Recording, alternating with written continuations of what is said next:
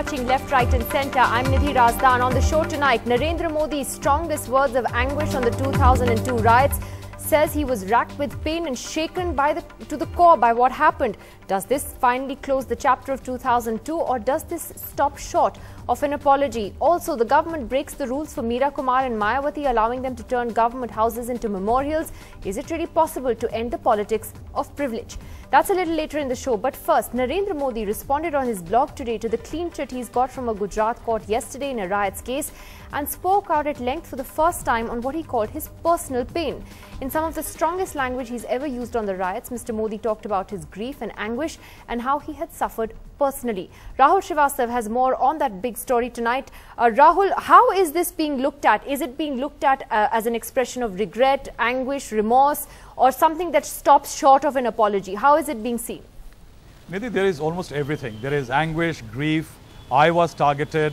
There is almost that Narendra Modi could have expressed in terms of some kind of a reconciliatory tone as far as his criticism is concerned. Most important, Nidhi, is the timing. It is just yesterday that Narendra Modi got some kind of a clean chit to the questions about his direct role in the 2000 riot case. Now, what has happened that since he realizes that he is off the hook in one of the cases, he realizes that this is the perfect opportunity to express his sense of anguish. Now, this sense of anguish, if you look at it closely, it says a lot of things, but it largely portrays Narendra Modi's sense of anguish. It also says that he is hurt because of the fact that he was targeted as somebody who was behind the riots. But it has definitely stopped short of an apology which is expected of him. Because remember one thing, that he was, even if you take the middle of the road argument against him, it was that it was under his watch that riots of that kind took place in Gujarat. Narendra Modi has not apologized, but he has expressed a sense of anguish. The crisis for Narendra Modi is that Narendra Modi cannot go too far as expressing a huge sense of regret is concerned over the Gujarat riots, because it is his strident Hindu nationalist image, which he talked about in a recent interview, which the RSS and the RSS-backed cadres love. They like him because he's the mascot of Hindutva for them. But what through this blog he has done, he has shifted the boundaries of his image. He has shifted to a slightly more softer image in an attempt to, he knows that minority and several those who are critically against him will not be taken by this argument which he has tried to present today. But he realizes that there are those who might not be that critical or might not be those hardliners who are against him, but might start thinking about him. And that is why Narendra Modi, what he had started in the Sadbhavna mission in 2011, where he invited members of the minority but did not accept a skull cap because the RSS was watching. Once again, it is a statement in which he is reconciliatory, he is reaching out a bit, but has not gone to that one extreme length in which the RSS might find it uncomfortable. All right, very interesting that. Rahul Srivastav, thanks very much for giving us that analysis. And that is really the question we're asking this evening. Does this actually stop short of an apology, or is this the closest we'll actually hear about regret and remorse from Narendra Modi as far as 2002 is concerned? Why is that even important is another question that many ask. Joining us tonight, we have Meenakshi Lekhi, the national spokesperson of the BJP. Anand Gadgil, national spokesperson of the Congress, joins us tonight from Mumbai. So does activist Javed Anand. And also with us are two guests from last night who we were discussing this very issue with. We have Ashok Malik and Pawan Verma back with us, and also commentator Aarti Jairath. Let me first get Ashok Malik and Aarti on this. Ashok, what does this blog piece mean to you? Is this the closest we're going to get to an expression of regret for the riots? I think this is the closest we get to an expression of regret, and actually I agree with a lot of what Rahul just said.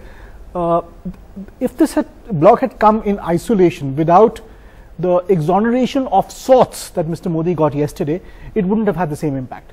But coming after the exoneration of sorts, the legal exoneration of sorts, or the legal vindication of sorts that came yesterday, I know it will be appealed in the higher courts and right up the Supreme Court, but that's another matter. Coming in the light of that, I think his timing has been fairly good.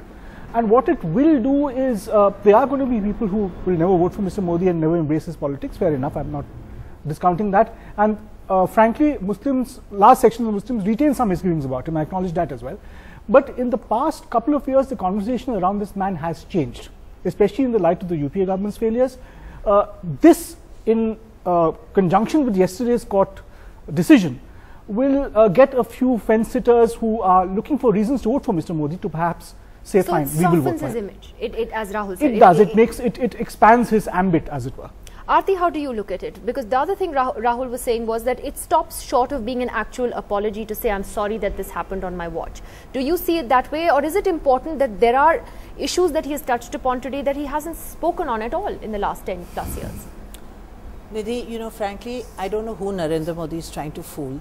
I think people, and you know, obviously he's trying to reach out to voters, probably the fence-sitter voters, the floating vote or so on, or maybe the liberal Hindu or whatever with this so-called quasi-apology. But, you know, I think people are very cynical about politicians today. And I think people feel that politicians will say anything to get votes. So whether he apologizes or doesn't apologize, whether it stops short of an apology or whether he's expressing remorse, I think people see through it, and they see it as a cynical political ploy to get votes in this election. So you see it as irrelevant because this is one of the key talking points that has been there for years. Ashok. No, absolutely. But just get one word in. I would agree with her if it had not been for yesterday's court decision. If the court decision had been the other way, or there'd been no court decision, and then he'd written this blog, then you could have said he's looking for votes. But in conjunction with yesterday's court decision, it has another import. To maybe the BJP, the core BJP voter. But we're talking about the larger audience out there, because Narendra Modi will need much more than the core BJP voter to get the kind of seats and votes that he's hoping to get. And I think that you know, the larger vote out there is not fooled by all this. Whether the court decision came yesterday or did not come, the fact is for 11 years he's remained absolutely silent. In fact, has consistently refused to express any kind of remorse or regret. Mr. Pawan Verma, how do you see it? Because last night you were on this program and we were talking about this very issue, and Shahid Siddiqui brought up this issue of Mr. Narendra Modi, that he felt should reach out to Zakia Jafri and try and you know, ease her pain and reassure her that, you know, that justice would be done. He felt terrible for what had happened, and we talked about the need for him to feel anguish and to express that. He's talked about anguish, he's talked about grief, misery, pain, sadness, agony, and that he was personally dealing with suffering in solitude, as he said, and a harrowing ordeal that he went through in those days at a personal level. This is pretty far for Mr. Narendra Modi to go. I'm sure you'd concede that, Mr. Verma. I think, Nidhi, almost every synonym which approximates anguish has been used in the blog. But my personal view and my view is that it's too late, too little, and far too cynical. I agree with what Aarti said, that the people of India cannot be seen as putty or plasticine to be molded as a tactical tool on the eve of election by a leader. You know, Nidhi, if anguish is spontaneous, it must be expressed after what happened in Gujarat, one of the worst carnages where thousands were killed or displaced or wounded. It could have happened on reflection soon after that. But if after 12 years, even when asked directly, you shy away from the self-righteously, even belligerently shy away from the expression of any remorse, which is a human emotion. And now on the eve of the election, you write a blog full of these adjectives of being racked in personal agony. To my mind, this is a very cynical move. What people wanted to see was not so much a flowery statement, but over this last decade, action and deeds. You don't once visit, as I said yesterday to you also, those who are displaced and are in the worst kind of slum ghetto in the heart of Ahmedabad. You don't visit them. You do not see to their condition. You do not speak of building bridges between communities, of conveying a message of social harmony which this country needs. And then you issue a blog a few months before the election. I'm sorry, Nidhi, if we are reducing politics to a tactical tool. And I want to make one last point. Okay, and then I'll come to Meenakshi. You know, I cannot fully fathom the BJP reaction. When Mr. Modi did not wish to express remorse, the entire party said that it's not necessary. Now that he has expressed it, the whole party is saying, see, what a great man he has done so. Do you need any more proof of the fact of his anguish? Meenakshi Lekhi, done why? both. You know, a couple of How do you respond to this particular criticism that it actually stops short of saying I'm sorry and deals more with his personal pain rather than the pain of those who were killed and their families? For the information of people who are less informed on the subject, first his speech, which is available on YouTube, and those who have not heard him should go back to YouTube and hear him on the February 28th evening itself. It was recorded by Doordarshan. The anguish, the pain and restraining the communities is what he spoke on that day. Post that 6th of March, again 2002, I don't think any of these people who are speaking have gone through that.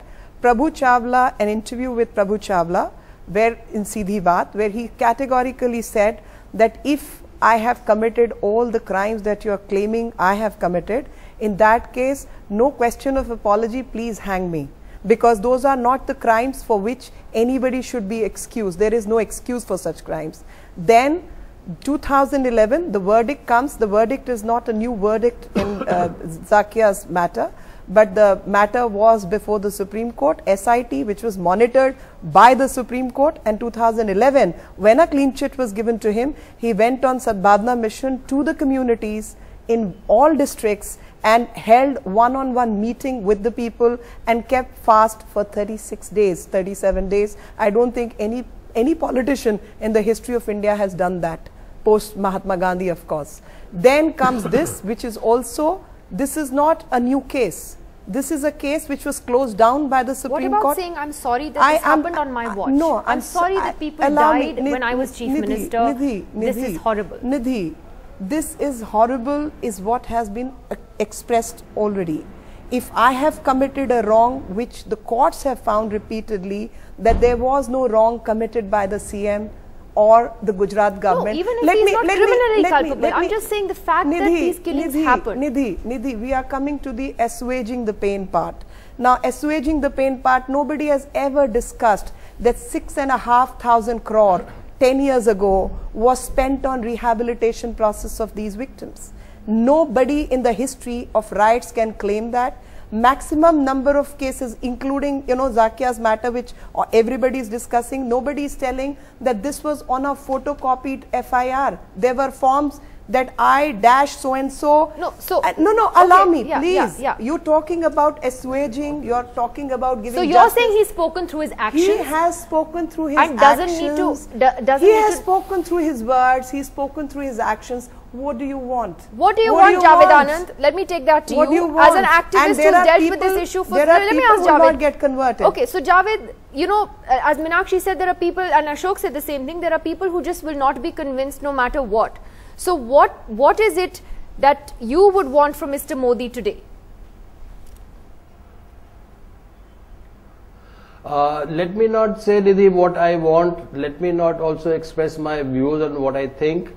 Let me just kind of present a few facts before you and see if they match with the feelings that Mr. Modi says he had of anguish and agony and everything else in 2002.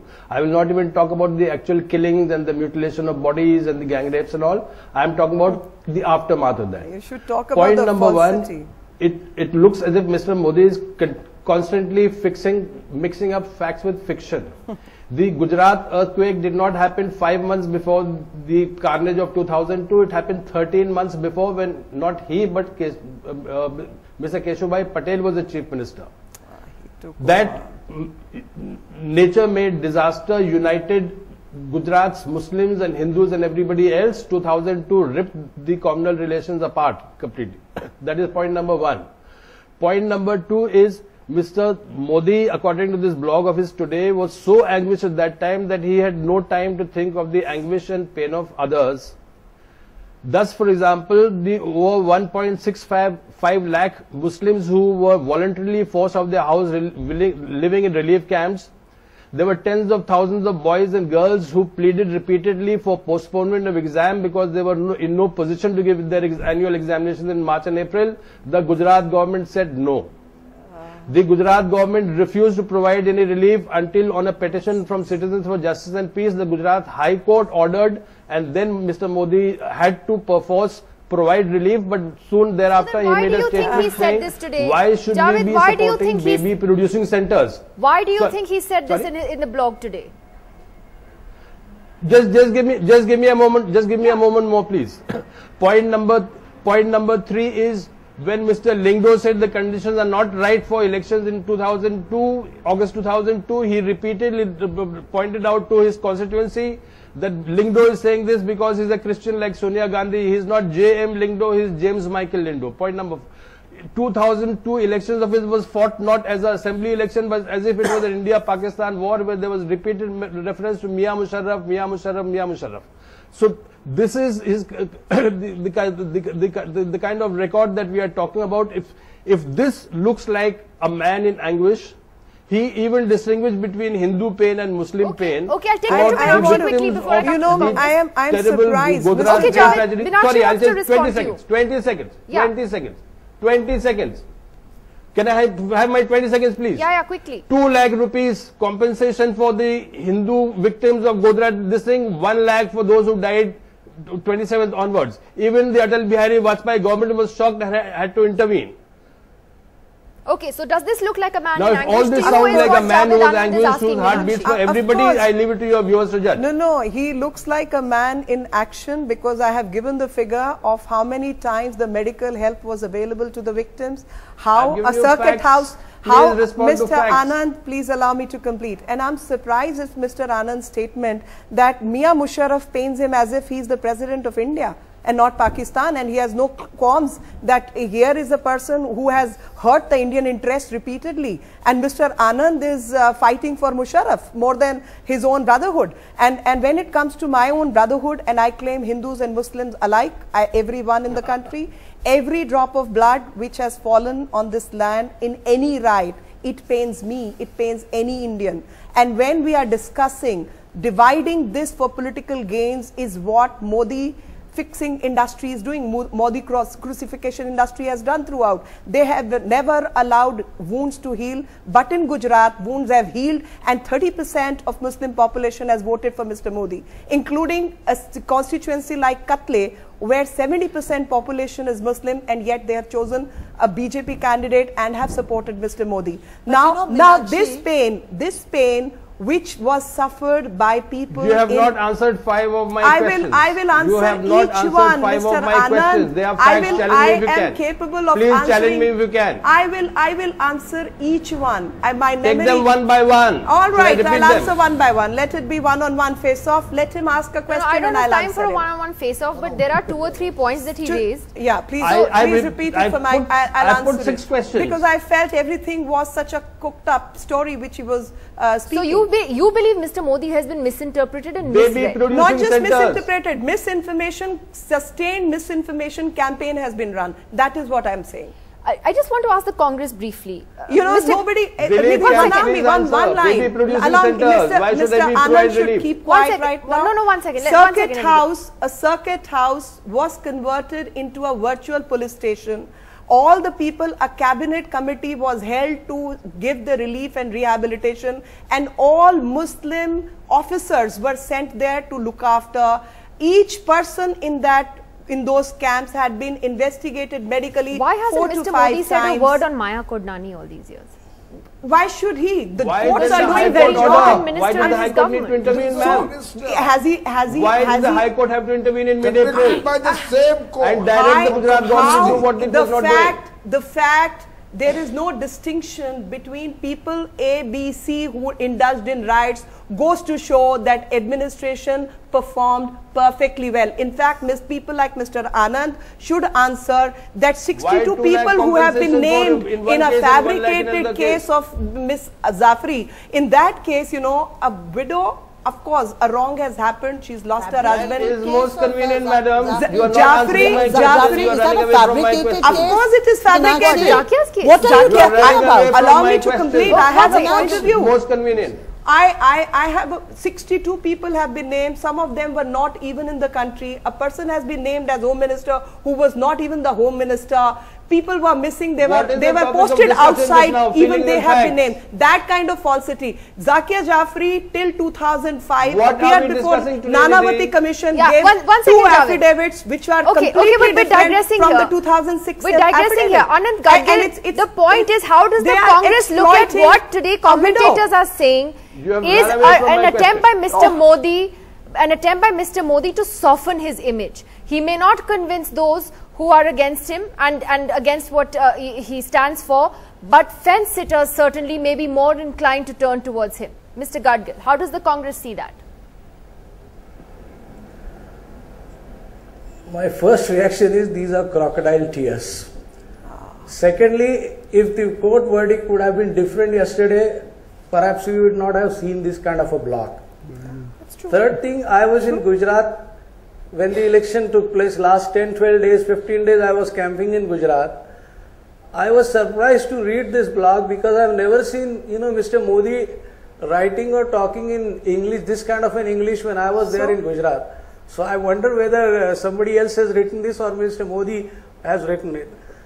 That clearly indicates, if you see the blog, Someone could the have word translated apology it as well. That doesn't appear change in the that blog, meaning. in that write-up. So he has not, no, let me complete. So he has not used the word apology. That means this is all because they want to take the advantage of the situation which was created yesterday.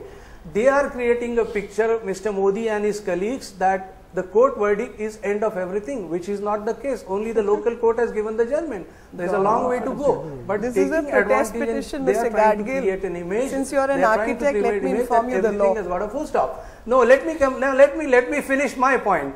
When Mr. Atal Bihari Vajpayee ji also commented on that, why did Mr. Modi not apologize at that time? Mr. Vajpayee Again, was a false senior leader. He information. expressed I'm sorry, regrets on Nidhi. the Okay, let him Gujarat finish, let him riots. He finish. spoken I'll come very back. At the cost of sounding No, again, Riva, let me complete now. So why at that time Mr. Modi kept quiet?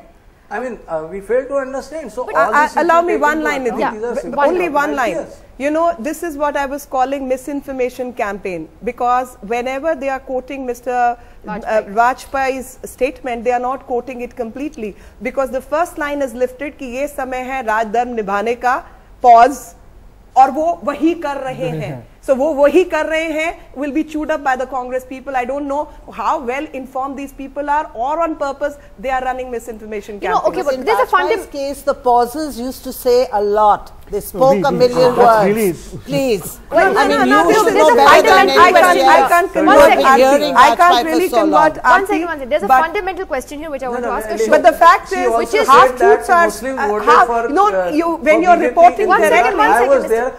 When you're what reporting kind of Mr. propaganda Gadgil, was made let in me the you should Muslim say community? this And the line minority pause, community in the 2 minority second pause, constituency and then he dominated says by this, minority. There were because longer that's than what 2 he second used to pauses. speak.